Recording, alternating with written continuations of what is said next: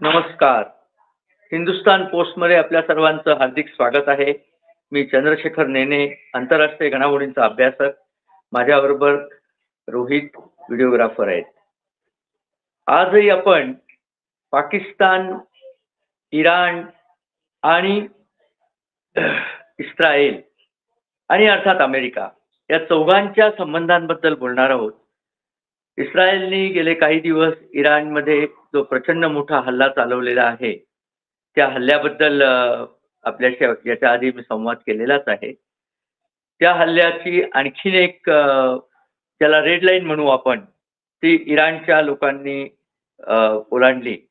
त्यांनी इस्रायलच्या एका हॉस्पिटलवरतीच हल्ला केला आणि अर्थात हॉस्पिटलमध्ये पेशंट त्यांना जीवाला धोका निर्माण झाला. नवीन पेशंट जे येतात त्यांना मेडिकल सर्व्हिसेस न देण्याची परिस्थिती झाली. अराका नावाचा जो दक्षिण इस्रायलमधला प्रांत आहे, तिथे हॉस्पिटल होतं आणि या हॉस्पिटलमध्ये जवळजवळ आजूबाजूच्या 10 लाख लोकांची मेडिकल सर्व्हिसेस या हॉस्पिटलमधनं दिले जातात. या हल्ल्यानंतर अर्थात इस्रायलचे पंतप्रधान बेन्यामिन नेतान्याहू हे खूपच भडकले आणि असं वाटू लागलं होतं की या हल्ल्याचा वापर करून इस्रायल आता खामेनेई यांचा खात्मा करेल. कारण याच्या आधी खामेनेई म्हणजे जे सुप्रीम कमांडर आहेत इराणचे, जे मुल्ला मौलवी अयातुल्ला, तर त्यांना मारू नका असं ट्रम्पनी सांगितल्याचं ऐकिवात आहे. ट्रम्प यांना डील करायची होती आणि डील करण्याची जी सगळी सूत्र आहेत ती खामेनेई यांच्या हातात होती. यास्तव ते जर मेले तर डील करणार कोण, अशी ट्रम्प यांना साधार भीती होती. म्हणून त्यांचा जीव वाचवण्याचे प्रयत्न चालले होते.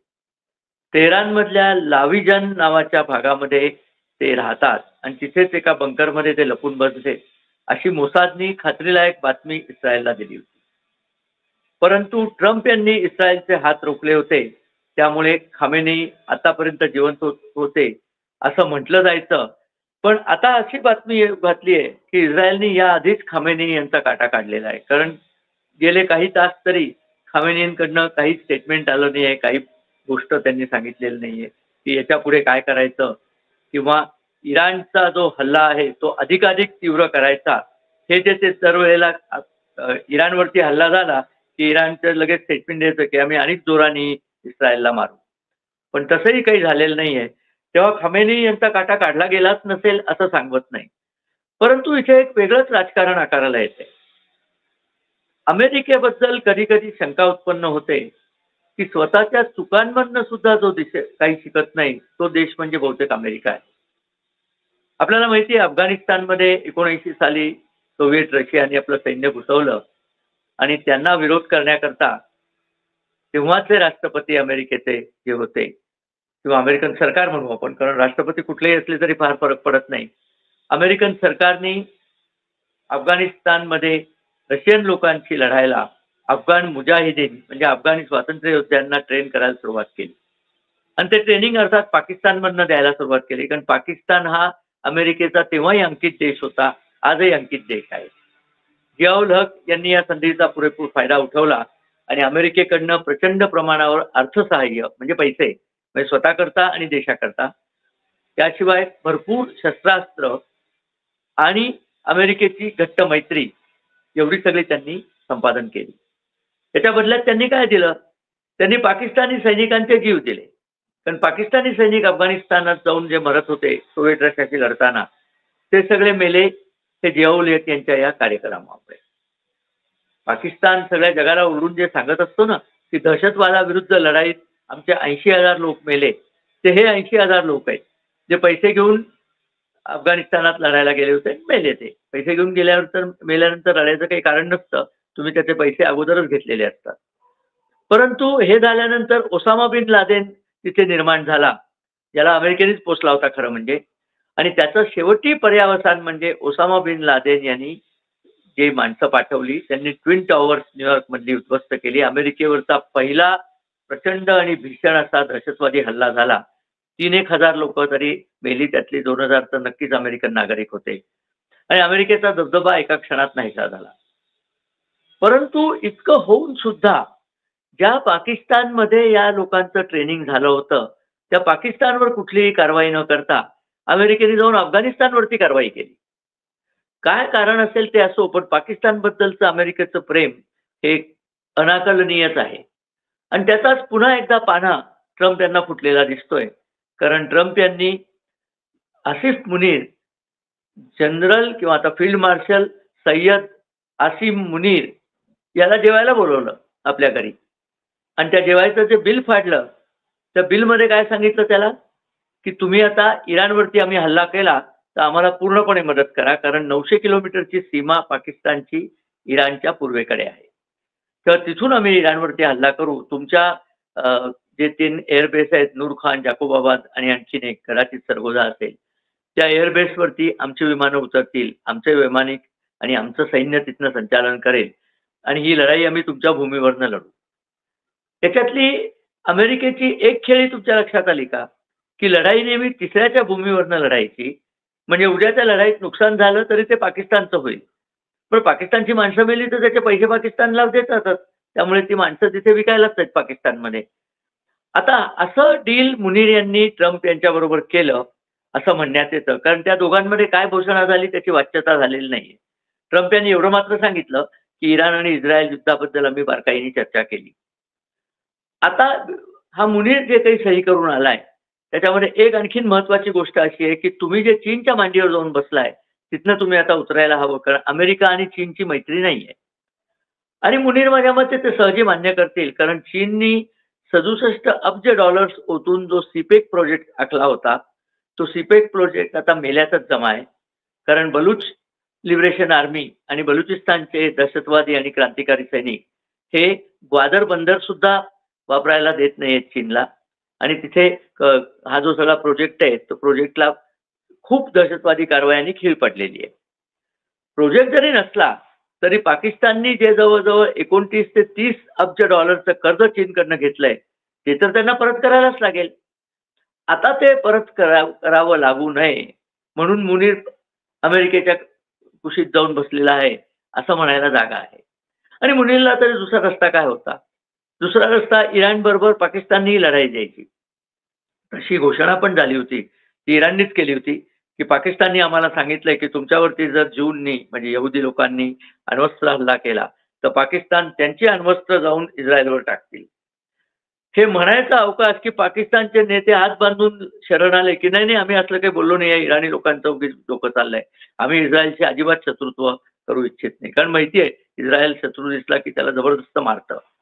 आणि पाकिस्तान ज्यांनी ऑपरेशन सिंदूरचा मार नुकताच पोटभर खाल्लेला आहे, तो आणखीन एका ऑपरेशन रायझिंग लायन याचा मार खाईल असं वाटत नाही.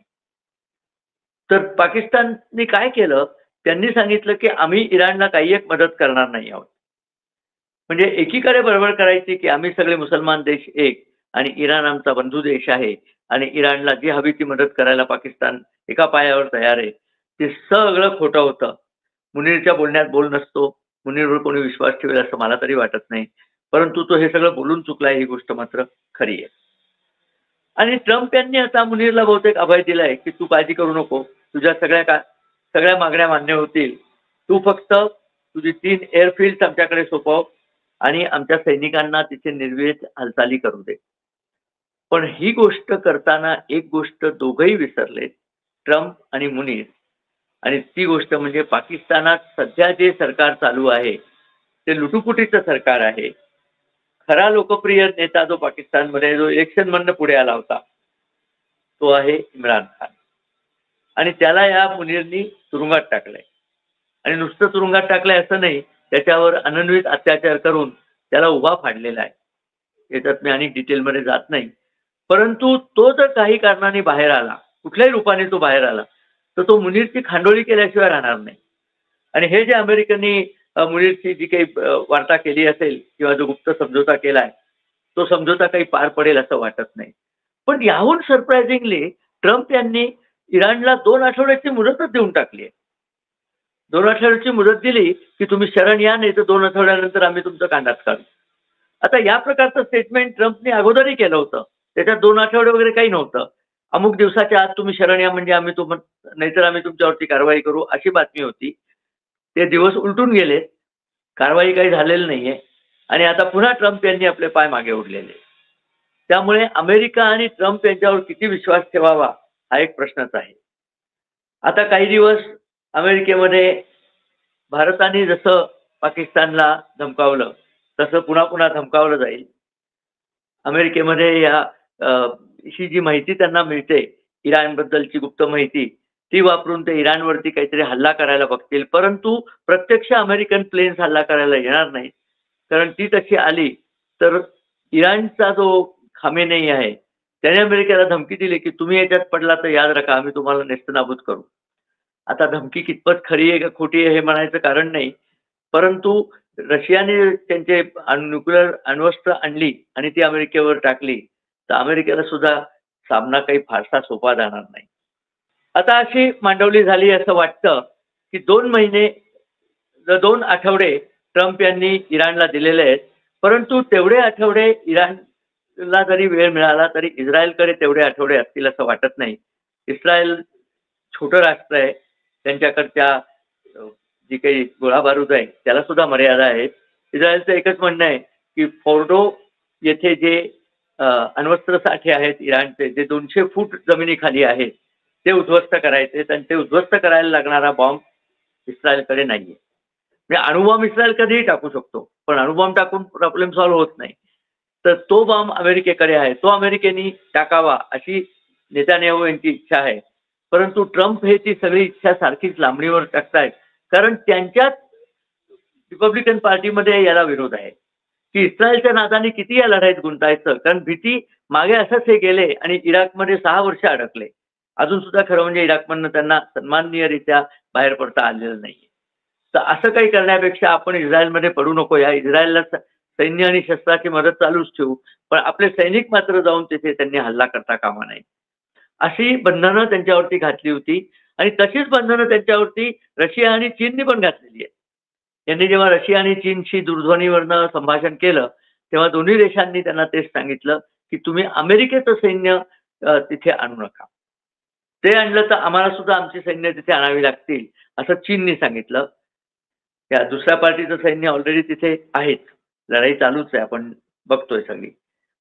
तर अशी ही परिस्थिती सध्या पश्चिम आशियात निर्माण झालेली आहे.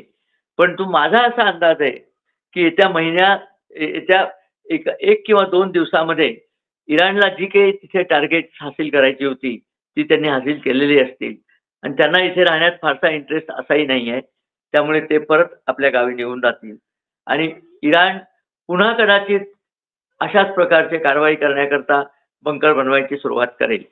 आणि असं जे सांगितलं गेलंय, की इराणकडे अण्वस्त्र असली, की जगात कोणालाही झोप येऊ शकत नाही.